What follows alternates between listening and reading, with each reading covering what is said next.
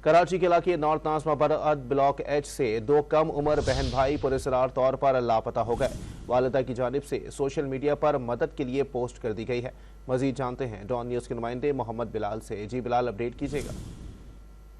बिल्कुल, देखें, north Nazimabad block H से दो कम उम्र बहन भाई पुरस्रार तौर पर लापता हो गए।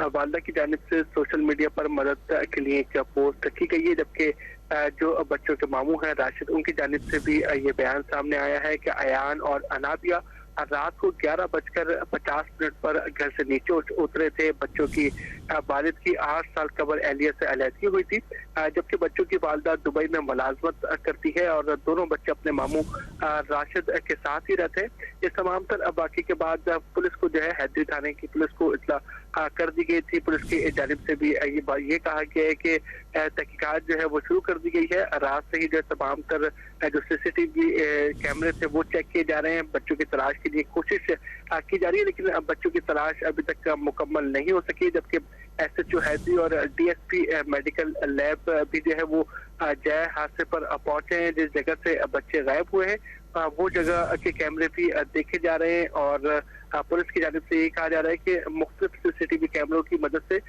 बच्चों का मैप जो है वो बनाने की कोशिश करेंगे और मुकदमा भी दर्ज किया जाएगा। जी, बहुत शुक्रिया मोहम्मद बिलाल अपडेट करने के लिए।